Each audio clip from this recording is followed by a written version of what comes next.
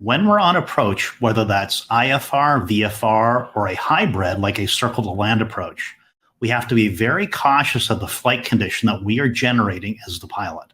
The skidded turn traffic pattern stall is one of these beasts that may sneak up on us, and we have to be aware of what it is, how to recognize it, and how to take action. That's what we're going to talk about today.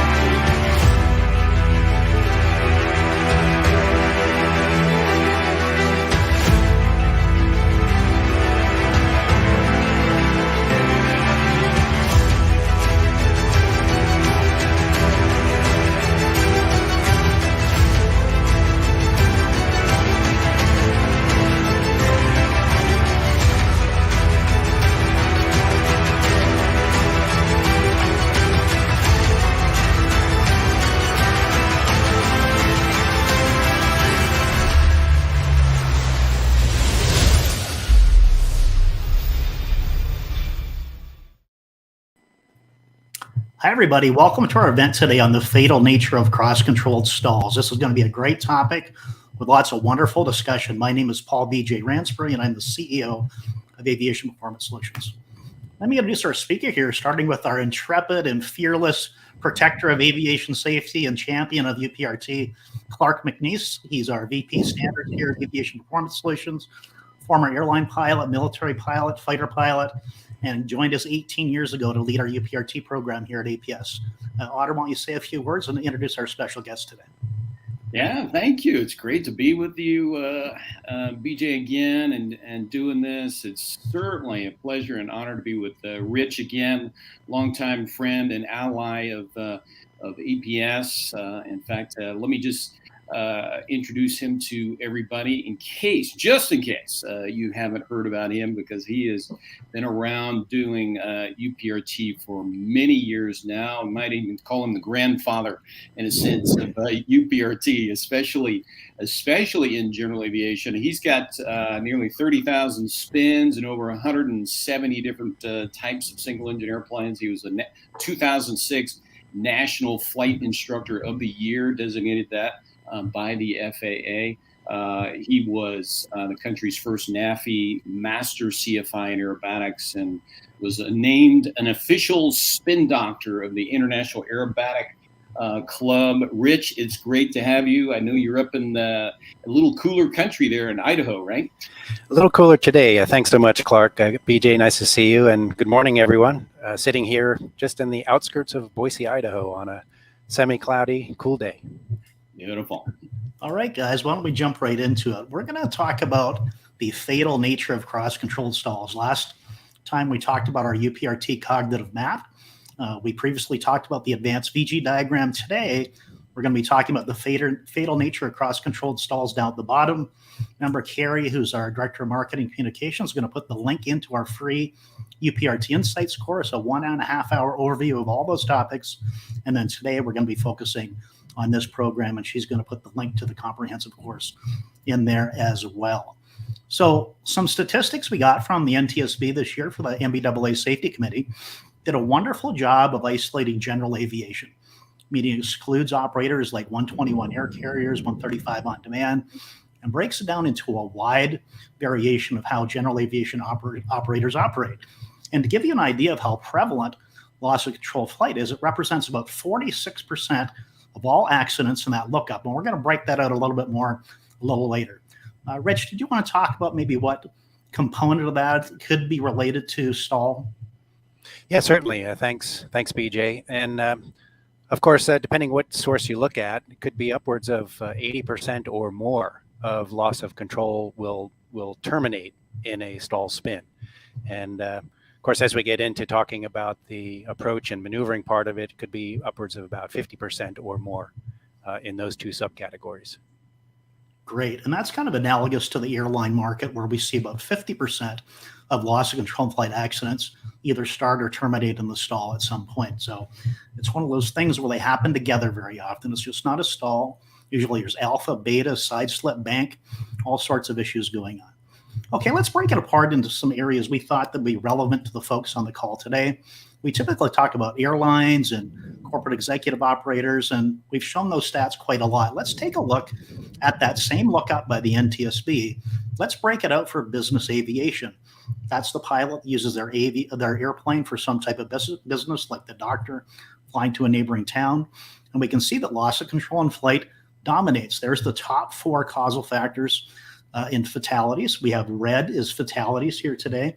On the left is accidents. The blue column in the middle is fatal accidents. But ICAO identified a number of years ago that a measure that it adopted for the lethality of event was the number of fatalities associated with the accident.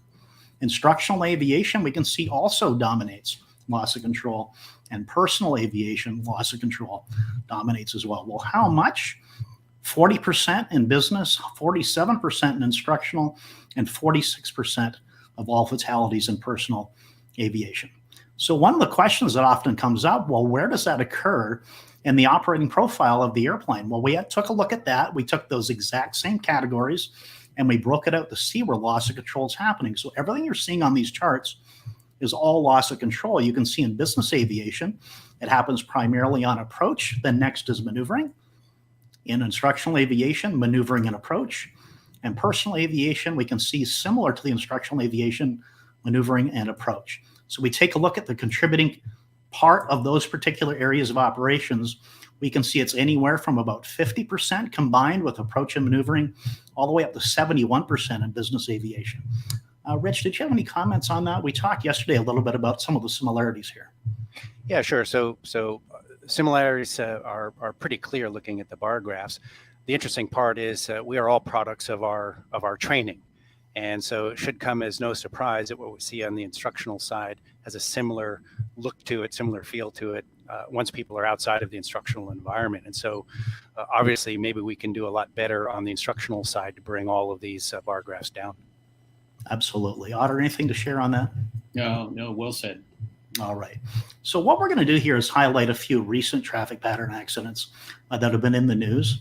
We are not here to Monday morning quarterback these events. We're not claiming that these were caused by or ended in a cross-controlled stall. We're simply saying that traffic pattern safety is critical to all flight operations and pretty much every demographic of fixed-wing operation.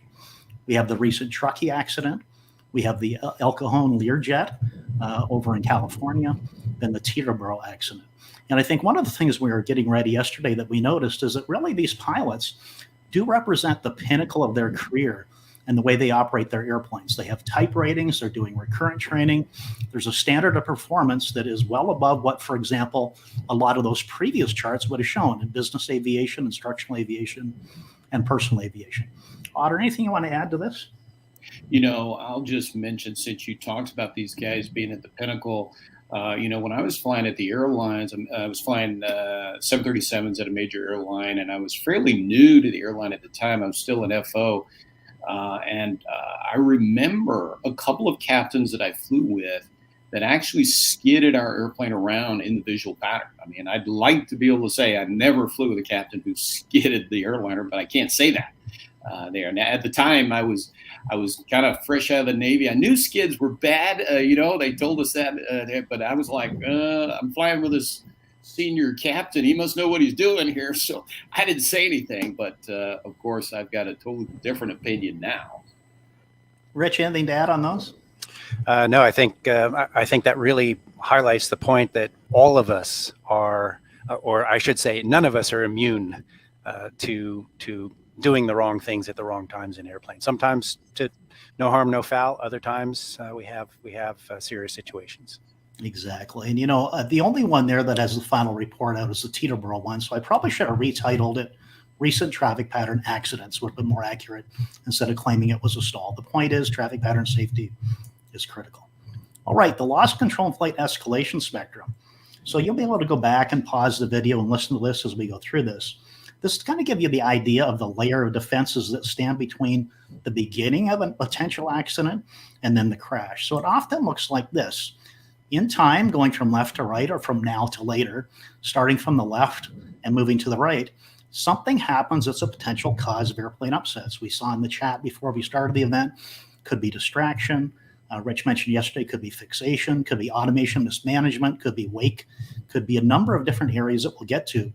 The point is, all those dotted lines going from left to right after the potential cause arises represent the layers of defense that aviation training puts in place for you to recognize and mitigate those before they develop into the fatal accident.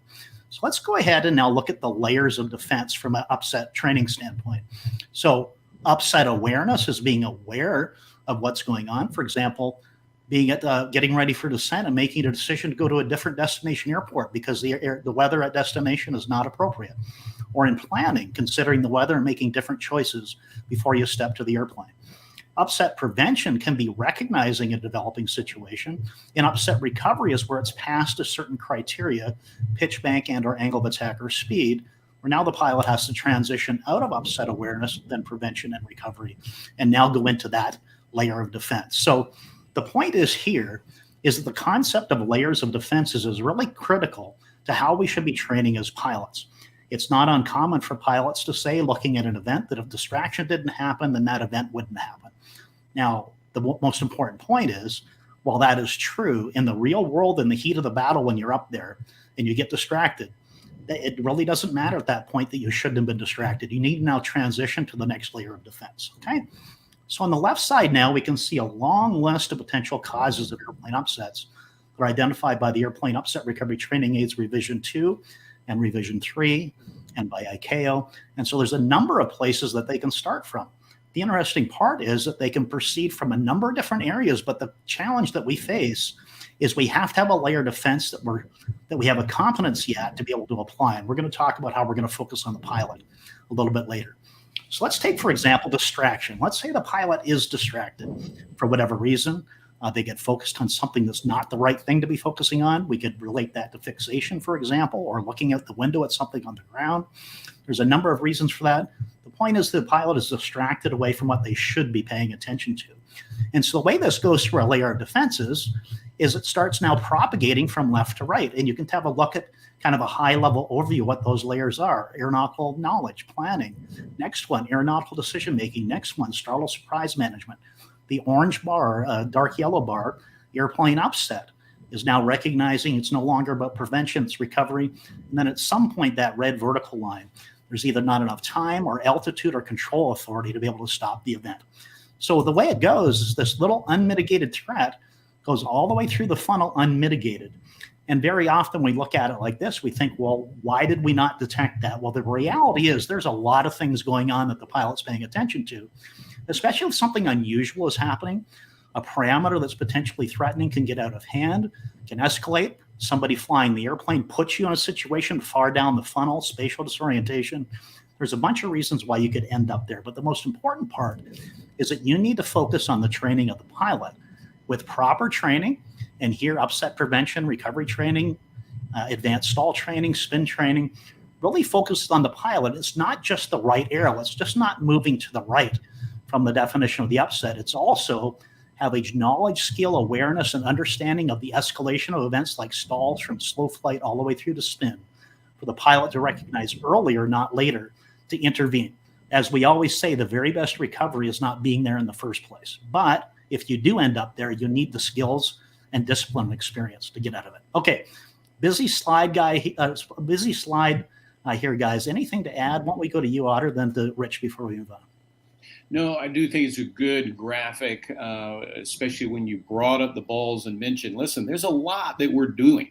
There's a lot we're doing as aviators in the cockpit. And of course, that sometimes you have more balls than others, right? Depending on the phase of flight, environment, weather, system issues, all that. So you could have even more balls than this to deal with. And so, yeah, it's no wonder at all how something could slip through, and then now you end up at an upset, and now you're in this time-critical, life-threatening situation. And if you haven't had any of this upset training, you just may not deal with the upset, and you end up a statistic. Rich? Yeah, and so this really goes back to the age-old pilot's imperative of aviate, navigate, communicate, right? And we really got to get back to flying the airplane. And especially the further down the funnel you go here, the more it's going to the outcome is really going to depend on what ultimately the pilot does with the controls. And if they don't know what to do with the controls, you're going to continue through the funnel. Great. And in fact, folks, we're going to take a little look at a red ball here. You might be looking at it and then staring at it, not even know that it's a threatening condition. And that's the skidded turn stall that we're going to focus on here today. So let's go ahead and move on. All right, slip versus skid differences, Rich.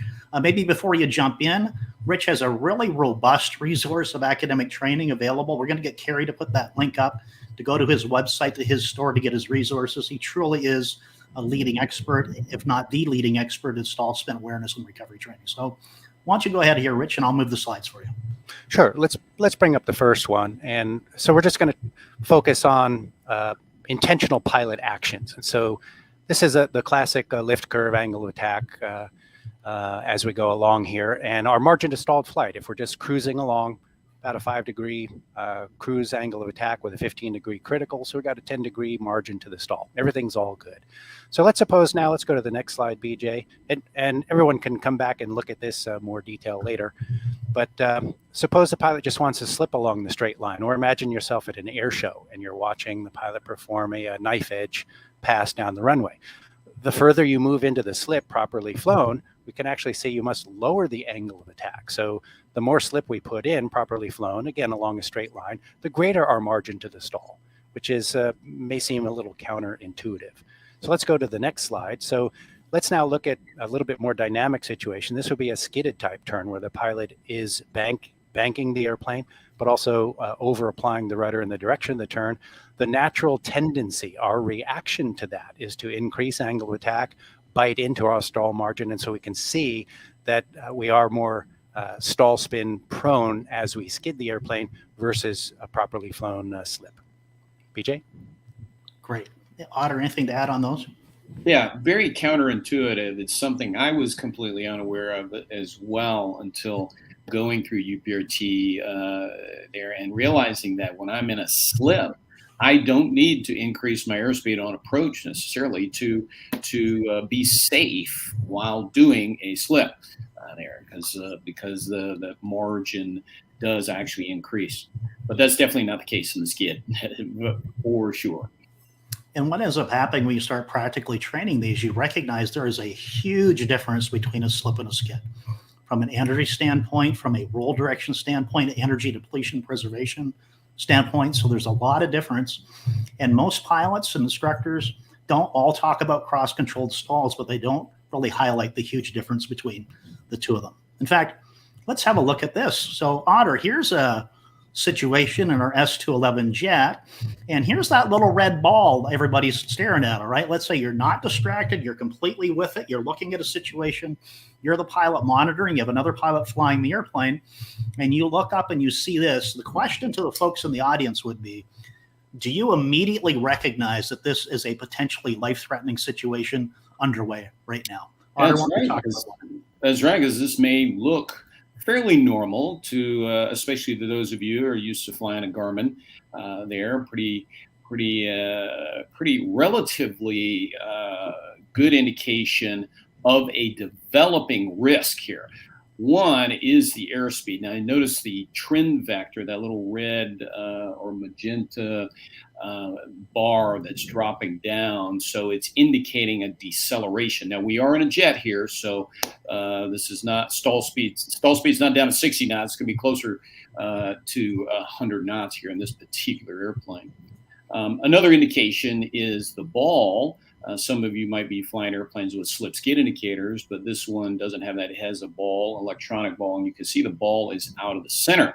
Now, right off the bat, I can tell you there's probably a lot of folks out there right now that might not be able to remember, are we in a slip or a skid right now? Might have to go through some mental gymnastics to even figure that out there. But this airplane is in a skid, and hence, as Rich talks about, our margin of safety is going down immediately. We're actually getting ourselves closer to critical angle of attack. The other thing is our altitude. So we don't know field elevation right now, but I can tell you we are fairly low to the ground as we maneuver here. Now, another nice tool on this airplane that can give us some indication of developing aerodynamics is the angle of attack indicator, which is right there. Now, right now, it's showing that our angle of attack is relatively low, but it's already populating. As speed decreases, as it begins to continue to feed in the skidding turn, whether it's rudder and back pressure, that AOA is going to start to climb pretty rapidly, depending on why he's skidding the airplane here. Because let's say this could be an airplane that's a multi-engine airplane, actually, and he could be turning into a dead engine here. And he's just not managing his asymmetric thrust properly here. So that could be the scenario right now. Now, this happens to be a single engine jet, so that's not really the case. But this would look like a multi-engine airplane turning into a dead engine that's not being handled well there. Well, why don't I take a run at explaining how this can get set up? Otter, I have a sore throat, everybody here today. If I call it quits, Otter will pick up where I'm at. So I have the United model. I think you have the S211 model. I'll start with the United. It doesn't really matter. It's not airplane dependent. This is a characteristic of all fixed wing airplanes. So let's think about ourselves in a circle to land approach. We're on downwind. We're trying to maintain our vis limits. We're looking out at the runway. We're lower than we normally are in a visual pattern. We know we don't want to descend below circling altitude until we're approaching the final turn. And so what ends up happening is pilots will start a turn. They'll go to about a 30-degree bank turn. They'll set the power to maintain energy, and they'll look out. And the first thing they'll recognize is that rate of turn is not going to get them where they want to go. It's not going to make the corner to get them to the runway. So what ends up happening is pilots often put in bottom rudder because the FAA tells us, and we learn that we don't want to go above 30 degrees of bank. We put in the bottom rudder. What ends up happening in all fixed wing airplanes, you have a yaw roll couple. The airplane starts yawing. You can now see the lift vector going up above the horizon. As we start yawing and rolling, we have to stop the wing drop with opposite aileron. We have to stop the nose drop with aft elevator. Both of those together create drag and energy depletion, but most importantly, the aft elevator is increasing angle of attack. And oh, by the way, the aileron on the downgoing wing has to go down, increasing its local angle of attack as well. So as we get into that situation, very often we're looking at the runway, and now we're in an energy depleting situation, and we don't even realize it because we are power speed stable as we entered into the turn. The problem is that's not going to increase your turn rate most likely either, other than the initial illusion of the yaw. And so you do more of everything. More yaw, more aileron, more aft stick, and the energy depletion starts. Now take a look at the speed tape, folks. It goes from, now that magenta bar in this Garmin represents the airspeed in 6 seconds. As we start getting more draggy, it's going down to a point here where we can see now that in 6 seconds, that's nearly a 20-knot decrease. Folks, this airplane right now is about 10 seconds or less from departing into a skidded turn traffic pattern stall. This is a truly life-threatening situation. And I think the part we want to highlight here that I'm going to go to Rich is that your only way to survive this may be to intervene now. Because if this airplane departs and rolls off, like we're going to see later, the amount of altitude you're going to lose, even in a perfect recovery is going to be hundreds and hundreds of feet. So, Rich, why don't you clean that up for me to that point, and anything else you want to bring up? Hey, can I just interject real quick, Rich? This is exactly what I encountered with those two captains in the Boeing. They were skidding around. It was just like this. And there I was pilot monitoring. I happened to see it. I happened to see, the slipskid indicator drifting to the high wing, but I didn't know enough at the time. I didn't know enough of the risk that I was allowing us to get into. Go ahead. Sure. Yeah, and so as BJ is describing how that process evolves, notice that it's not happening to us. It's happening because of us. We are the drivers of the process. And so we need to recognize that if we're doing more of something and we're not getting the desired result, it's time to break our fixation with what we want to do and really give the airplane what it needs to fly again and stop doing what we're doing. And the simplest thing, whether it's a stall, whether it's a spiral recovery, whether it's a spin departure, at some point, we're going to be unloading the wing. And so from a prevention standpoint, if we're applying back pressure and skidding with the rudder, let's unload the wing and get ourselves coordinated again. BJ, I want to mention one more thing. In your little diagram here, you're showing the ball is, it's one ball out to the right. Interesting observation. In all of the single engine spins approved airplanes I've ever demonstrated the simulated skidding based to final turn scenario, I can get all of those airplanes to depart into a stall spin with a half a ball out. In other words, straddling the line. And as we know, probably most of us fly a half a ball out most of the time anyway. Yeah. So some of our instrument indications may not necessarily give us the true nature of the danger, depending what else is happening at the moment. Yeah. Back to you. Awesome. And so let's think about the mitigations here, everybody. Let's say now maybe we shouldn't have taken that circle to land, or we maybe should have judged the turn to downwind better based on prevailing winds. There's a lot of things we should have done, but we're here now, and one of these indications is a skidded turn. Balls to the high wing, heavy inside rudder. Okay, we're looking out at the runway. We're not getting the turn performance that we need. Everything's screaming at you that this is not going to work out. And the goal of effective upset prevention and recovery training, and really any comprehensive aviation training, is to listen to that voice in your shoulder, right? This is not working. Get out of there early, make the decision, go around, come back again later or another day, right? So before we move on to the video, anything else to add, guys? This is kind of one of the heart or the core messages for us here today. All right. Okay. All good. Oh, sorry, good, Rich. Did you have something? No, just saying all good. Okay, great. All right. Well, here we go on our S211. Well, we saw what it looked like, right? And this particular clip is after it breaks away into the stall. Now, let's think back here. Let's say circling altitude is 600 feet. We're at 3220. Field elevation is 2,600 feet, which is not an uncommon circle to land approach in a Category B airplane. Altitude. And here we are. Before we jump into the video, let's just take a look at what it's showing us here. So we have the ground speed down on the bottom. It's not indicated airspeed. You're going to hear me say a few speeds that don't correlate to the ground speed. It was a windy day there. Here's our actual altitude. We're not down at low altitude doing this. You want to do low altitude upsets, do it in a simulator.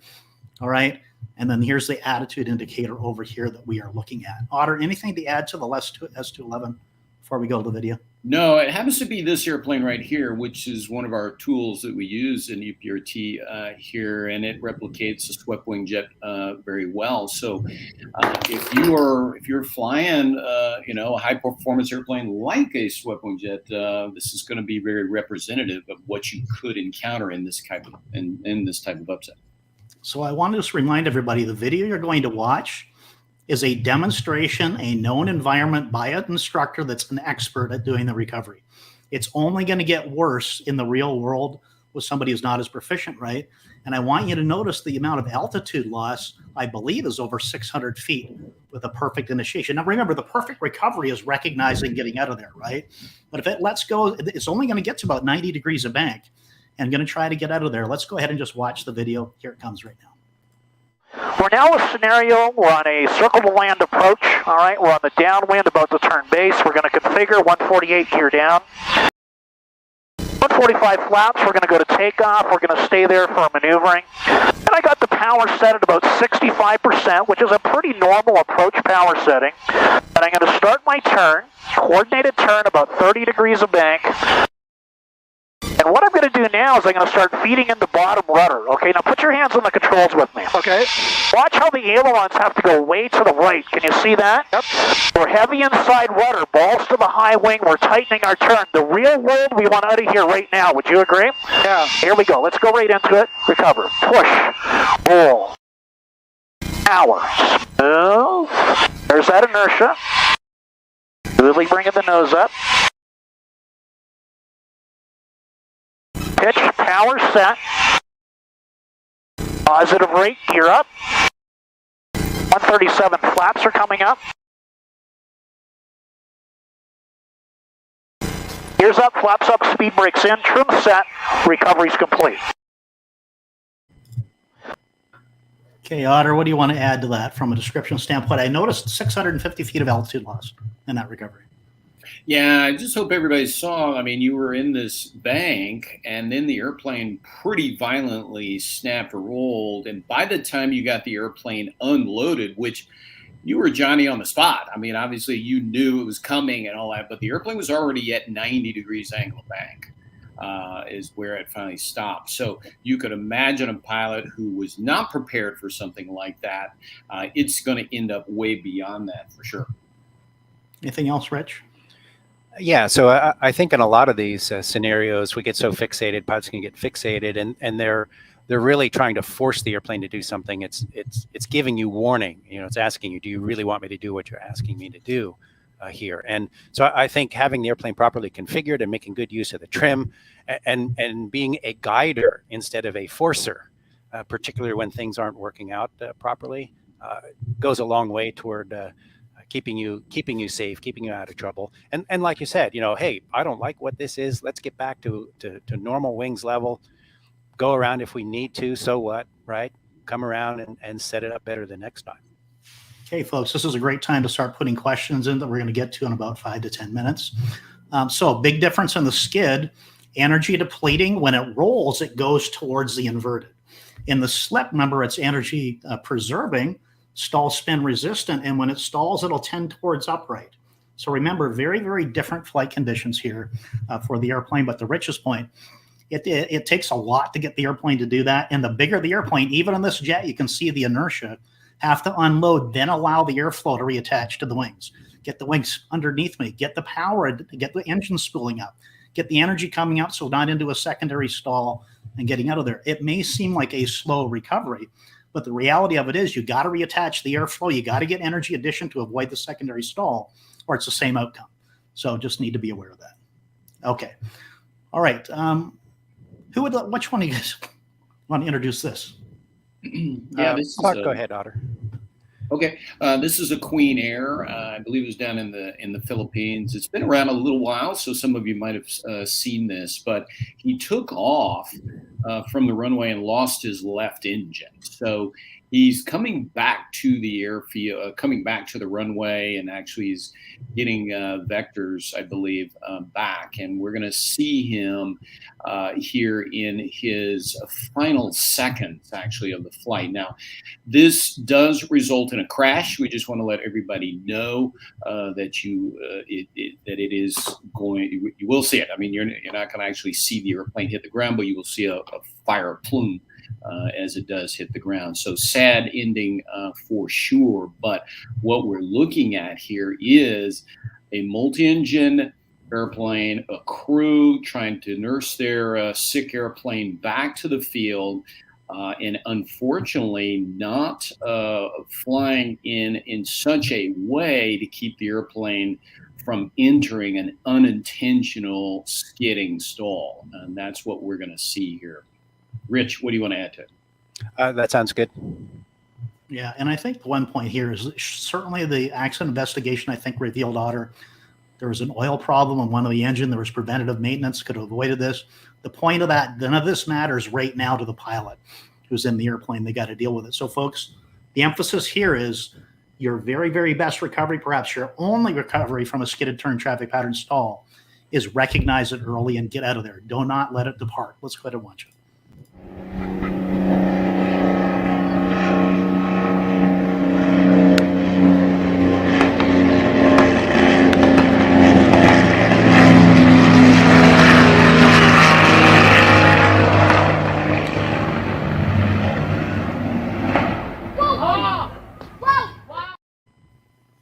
Okay, closing comments on that, guys? Yeah, again, tragic. And as you said, no perfect recovery technique is going to work at that. You know, you're in that coffin corner there. It's too late. Yeah. Other decisions maybe sooner might have prevented. So I think it's interesting to note for those people watching, you have APS, that's an upset prevention recovery training organization. So, you know, Rich is all about stalls and spin recovery training, and we're telling you prevention is the best mitigation. Early recognition and avoidance, getting in there and intercepting early, that's a fundamental part of effective training, whether it's stall training, spin training, upset prevention, recovery training. In fact, let's go to the next slide. So it's not uncommon, and heard it for many years, for pilots to say, we just need prevention, we don't need recovery. Well, that's a pretty ambiguous term because it depends what you're talking about. Let's go ahead and take a look at the escalation spectrum of a stall spin event. So it always starts with inadvertent slow flight. So stall flight or slow flight recovery is really approach to stall prevention. If we miss inadvertent slow flight, and now we have approached to stall recovery while we're preventing the stall. If we now get into the stall, we prevent that, it stops to the coupling, incipient spin. If we can stop that, depending on the certification, this may be where the game's over at this point, depending on certain airplanes, now into incipient spin recovery, spin prevention, and then spin recovery is hitting the ground prevention. And so the point of that is our job as pilots is to intervene at the earliest opportunity. We want to intervene at slow flight, but we need to have the layer of redundancy of awareness, recognition, and skills to take us as far down that process as we can, and just recognize that the depth we can go depends on the certification of the airplane. And as Rich will attest, I'm not sure if he wants to talk about it, is that other than aerobatic airplanes, the vast majority of airplanes you may end up into, if you're counting on a true turn spin recovery, you may be counting on the wrong thing. In fact, you probably most certainly are. But the awareness you develop through proper upset training, stall spin awareness training, is understanding this escalation. You're building a 3D mental map of how this happens to see it coming. And I think that's a great testament as to why recovery training really empowers prevention training, because you have a deep understanding of what this is. You go down the path, you come back. You down a little deeper, you come back. And as you go further to the right, startle, fear, the human factors start overwhelming you as well to a potential point of incapacitation. Rich, what do you want to add to that? Then we'll go to Otter before we go to questions. Yeah, certainly. And there was one study done by the FAA Small Airplane Directorate, and they found that more than 90% of stall spin accidents occurred at or below traffic pattern altitude. So again, if you're depending on spin recovery actions to save you, it's already too late. But that's not to say that UPRT through spin training is not valuable, because what that does not only gives you more awareness and all of those other skills, but it really trains you how to be able to function under those novel, stressful situations, right? So it's taking some of that away, so that you can still operate even though you can see, okay, this is getting stressful. What do I need to do about this now? Absolutely. Otter, what do you have to add? Just probably one last thing, and that is one of the things that we have seen over the 2 decades, and I think, Rich, you would agree that some of the best pilots that know how to prevent these kinds of things are good at recovery. They've been pushed over the edge. They've been forced to develop appropriate recovery skills there. Now, like Rich, like you said, sometimes we may be too low to be able to do that. But the guys that are really good at prevention are the ones that have been pushed over the edge. It's not uncommon for our graduates to get back to us saying, my gosh, I've been riding on the inside rudder my whole career. I had no idea. Or pilot flying was had the high ball, and I made them aware of the fact that this was a risky situation. Doesn't mean an accident was underway, but that's just a testament to awareness and prevention for sure. Building in more margin. Absolutely. Right? More margin. If I'm aware, okay, I can bring that ball back in. I have more margin now. And the been there, seen that value in a real airplane is critical, because having academic knowledge and skill can be overwhelmed or incapacitated by the human factors. You need to be in there seeing it firsthand, see what the G is, see what the spatial D is, having the discipline to perform in these environments that are very stressful. Okay, guys, why don't we go ahead and go to questions? But maybe while I'm looking for questions, why don't you guys just have a general discussion on anything you wanted to bring up while I do that? Over to you guys. Sure. Otter, I see one question here about 90 degrees. What does unload mean? And it doesn't really matter what the angle of bank is. If you're at high angle of attack, inverted flight, we're always going to apply some forward elevator and then move on to the next corrective action. Yes, unload. Unload is a skill set that is virtually non-existent in most pilots I see. I've tested a number of guys actually and taken them out on an airplane and fly along and say, all right, I'm going to, quote, unload the airplane. All right. And I want you to tell me what the G load is. And I'll unload. I won't tell them what I'm going to unload to, but I'll unload to exactly 0.5 Gs. All right. Just a lightness in seat. And I'll ask them, all right, what is the G load? And most pilots will say it's either 0 or negative Gs. And just in case there's a terminology issue, I'll say, well, let me ask you this. Would you ever unload your airplane to this? And they would say, and most will say no, that it's too much. So, but as we mentioned, unloading is a critical skill set in recovery of upsets. In vast majority of upsets, you have to unload. How about the And reference? it's completely counterintuitive, right? Yeah, right. It's a learned response. Yeah, sorry, BJ, what'd you? Yeah, I think the 90-degree bank there, he's talking about pushing nose down. But remember, unloading is from your reference frame in the cockpit, no matter what the flight attitude is. And that's a hard thing to get to understand, because everybody says, well, if you're upside down, of course you wouldn't push. Well, that's just a fundamental misunderstanding of the three critical angles. Anything else there, guys, on that? Really good question. Really good. By the way, there's no bad questions, folks. Please get them out there. We're happy to address all of them. Hey, I see Matt Thurber there, Otter. Hey, he was in the one in the back seat with me. That's exactly who was in there. So That's right. Great. Here you go, guys.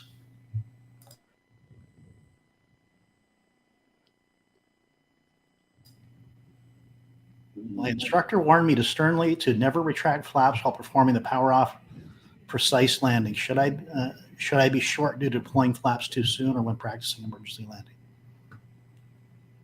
Any comments on that general topic? While performing the power off precise landing, should I be short? Yes, my interpretation is that he's doing a power off precision approach. Flaps are down, but now he sees that he's low, short.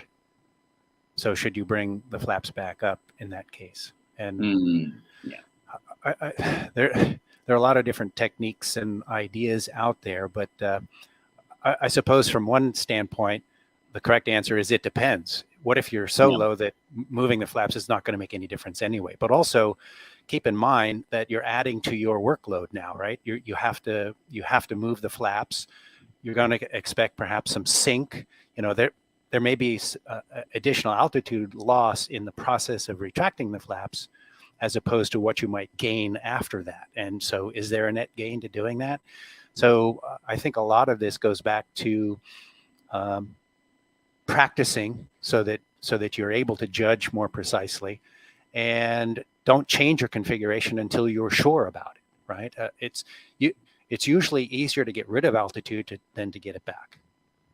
And I'll just add, I totally agree with that, absolutely. And I will add, however, that if he's already at full flaps when he realizes that, you could potentially raise the flaps, say, to half. So let's say you're in a 172 or 182 and you're at flaps, 30 or 40. You could raise the flaps to 20.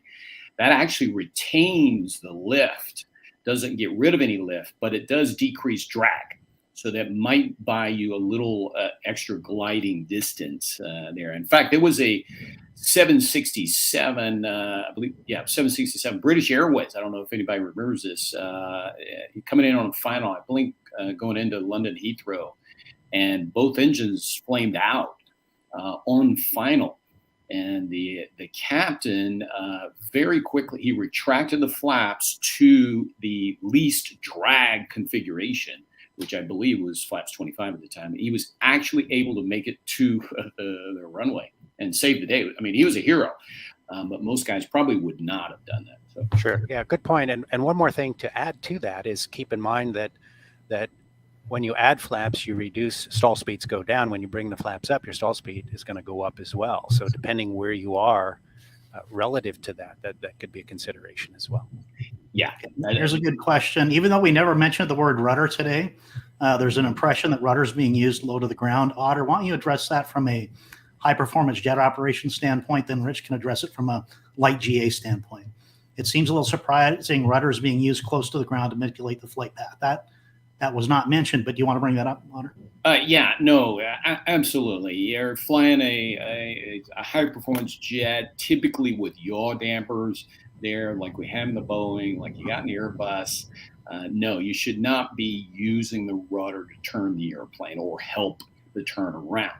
The only time we really need to use the rudder in a airplane like that would be in some type of asymmetric thrust condition, such as an engine out.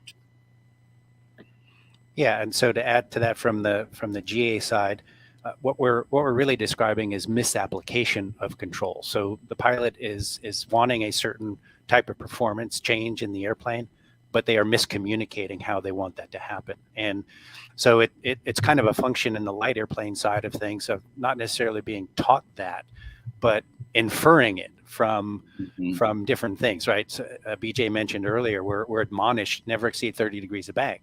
So the pilot's there. Okay, so what do I do now? I can't do Mhm. this. What else can I do? And it's also too often, sadly, we don't give enough information in terms of what the controls actually do, and we fail, as BJ mentioned earlier. Everything we talk about is reference to the pilot in the cockpit. We fail to internalize what roll yaw and pitch look like relative to the pilot, so they really understand. Okay, if I do this, the airplane's going to do that.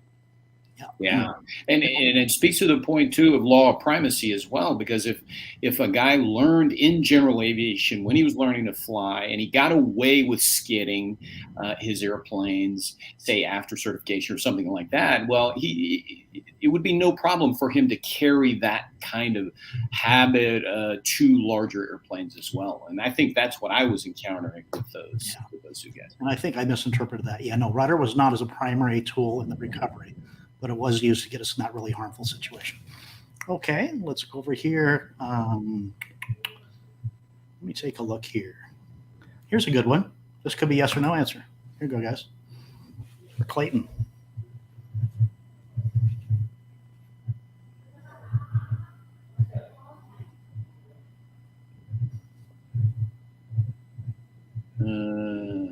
No.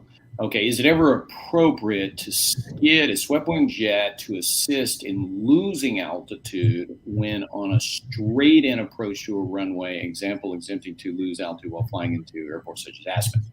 Well, first of all, it would be challenging actually to put an airplane in a skid and actually maintain a straight flight path. There. That's just really not going to happen, and it's not going to be instinctual. Now, if he's referring to a slip, all right, is it okay to slip a swept wing jet? Now, aerodynamically, you can slip just about any fixed wing airplane. There's some airplanes that have restrictions like 172s, you might not want to slip aggressively with full flaps kind of a thing. But the main reason why we don't slip with swept wing jets is it's mainly because it's uncomfortable to passengers there. And we have other tools and devices available to us to help increase rate of descent if needed, such as full flaps, that kind of thing. Now, we're not going to use speed brakes or spoilers at that point. Usually, most airplanes, you can't put the spoilers out when flaps are out. Yeah, and just remember stabilized approach criteria as well, right? You want to be at a point, typically final approach fix, or before stabilized in power. And in jets, that's typically an RPM setting, speed stable, all right? Under control, on glide path, on the localizer, within a margin of speed on your target speed. So slipping beyond that would technically probably be a violation of stabilized approach criteria. But the point is, the tool here is really the slip is a valid piloting technique to use. Just be careful with it, okay? Because not everything is, just because we say it's a valid piloting technique doesn't mean it applies everywhere. Certainly. Right. And as Otter mentioned, there could be operating limitations in terms of slipping with degrees of flaps or even slipping with certain fuel quantities on board. Mm-hmm. BJ, I see one very important comment from Ed Wishmeyer. Hi, Ed. Nice to see you here. A key element is teaching pilots that overshooting a turn does not require drastic action, right? It's, for some reason, a lot of us feel compelled that we must make this approach work, right? And so I usually consider, one pilot's go around as another pilot's photo op, right? I mean, you overshoot, so what? Level the wings, go around, fly the airplane. You get one more trip around the traffic pattern to practice your skills. It's not an all or nothing situation in most cases, right? We always have to clarify everything we say, because there could be a backcountry scenario in a box canyon where you have to put it on the runway, on that airstrip, either controlled or uncontrolled. There's no other option. But 99% of the time for the rest of us, an overshoot, so what? Fly the airplane. Anything else, Hunter?